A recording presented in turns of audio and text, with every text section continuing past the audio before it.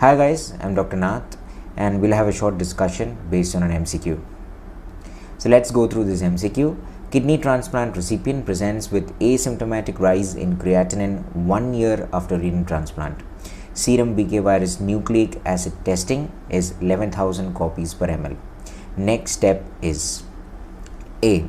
Reduce dose or discontinue MMF. B. Start leflunomide. C. Do urine examination to look for decoy cells. And D.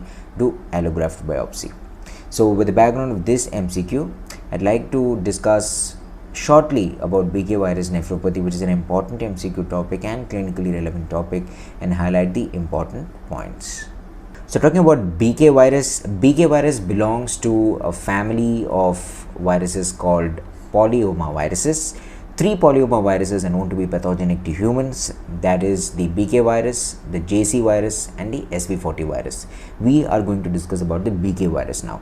So the BK virus causes upper respiratory tract infection in childhood, and more than 80% of adults have evidence for prior exposure to the BK virus. And this virus, after causing a URTI in childhood, persists in the urothelium. So that's our problem. So with the advent of more potent immunosuppressive therapy, mainly remember 2 drugs, tacrolimus and mycophenolate mofetil, the incidence of BK virus nephropathy has been increasing over the last 25 years. So there is a sequence of events that you have to remember. First, the patient develops a viruria, that is virus in the urine. Then there is a viremia, where it increases in the plasma, and then it can cause a nephropathy. So when it causes a nephropathy, it does cause graft loss in about half of the cases, 50% of the cases, and therefore here's an MCQ point. BK virus is the most common infectious cause of graft loss, chronic allograft loss, late graft loss. Okay, so you have to remember that as an MCQ point. And what does it cause in the kidney? It causes a interstitial nephritis. It causes an interstitial nephritis. Less commonly, it can cause a ureteritis, which can lead to a ureteral stenosis. Okay, which can lead to a ureteral stenosis. So most of the cases of BK virus nephropathy will occur before 2 years post transplantation. 95% of cases occurs 2 years post transplantation. The median given in Brenner's textbook is 9 months. So mostly you see it in the first transplantation year, as in our MCQ scenario. So what can you do to diagnose a BK virus? So the first one is called viruria. So you can check for the nucleic acid testing in the urine, where you can see the BK virus. And in resources which are limited, where you cannot do nucleic acid testing, you can look for something called decoy cells in the urine. Okay, so that's an MCQ. Decoy cells in the urine is an MCQ. So it's not seen in the normal light microscope, it is seen under the phase contrast microscope, and there are 4 phenotypes of decoy cells that are described. Okay, so A, B, C and D, there are 4 phenotypes like you can see in the picture. If you look at A, it has a gelatinous ground glass nucleus. Yes, we'll mark a star there. Or you can have a halo, okay, nuclear halo like in cytomegalovirus, or you can have binucleate, as you can see, or vesicular nuclei. So these are the 4 phenotypes of decoy cells, and decoy cells are seen in BK virus infection. So that's what you have to remember. So then you have viruria, you can do that, and then you will have viremia. So you can check the plasma for BK virus nucleic acid material. Okay, and in the allograft biopsy, if you were to do an allograft biopsy, you can have patchy interstitial nephritis, you can have intranuclear inclusion bodies in the tubular epithelial cells, and number 3, earlier it used to be difficult to differentiate between acute rejection and BK virus nephropathy because both used to occur simultaneously, but with the emergence of the SV40 immunoperoxidase stain, it is now easier to distinguish between BK virus nephropathy and acute rejection. So remember SV40 immunoperoxidase stain. So going on to the treatment for BK virus nephropathy, the truth is that there is no treatment for BK virus nephropathy. Before that, let's just see what the KDIGO guidelines say. So this is from KDIGO. Okay, This is from KDIGO.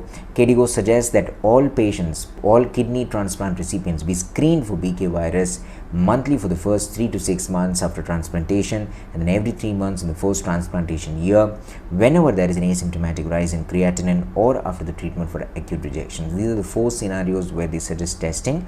The level of evidence is pretty high too, and whenever there is a persistently high, so okay, that's what is very important.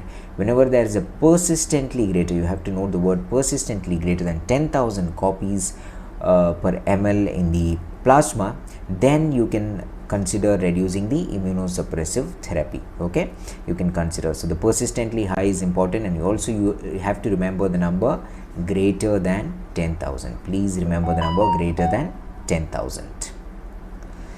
So the mainstay of therapy in BK virus nephropathy is to reduce the immunosuppressive therapy. So we already described 2 drugs, tacrolimus and MMF, which have to be either discontinued and switched to another drug. Preferably TAC can be converted to cyclosporin, and you can introduce an mTOR inhibitor in place of the antimetabolite MMF. Okay, so sirolimus can be used because tacrolimus and MMF appear to activate BK virus replication.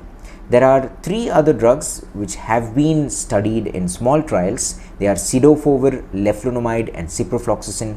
Especially leflunomide is being increasingly used in practice in the context of BK virus nephropathy, but there are no guidelines which recommend their treatment. Okay, so guideline recommendation is only to reduce the immunosuppressive therapy. So in this background, let us go back to the MCQ. So option A is reduce dose or discontinue MMF, which is not the answer. Because A, we are not sure if this asymptomatic rise in creatinine is because of BK virus nephropathy only. It is true that when the level is more than 10,000, okay, as in this scenario, that the risk of BK virus nephropathy is high. Okay, it signifies probable BK virus nephropathy, but only persistently high levels warrant a reduction in dose or discontinuation of antimetabolite MMF. So that is not the answer.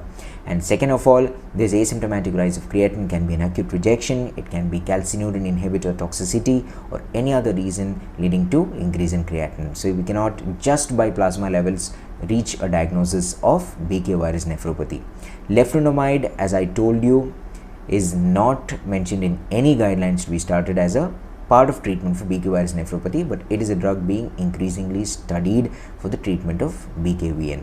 And look for urine examination decoy cells, and this comes behind the timeline. Okay, this is one of the first steps in resource limited settings. You can look in the urine by phase contrast microscope for decoy cells to see if the patient could be having a BK virus infection.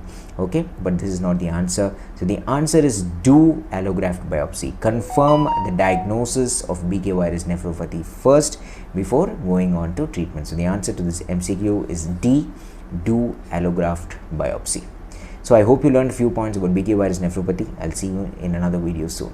All the best.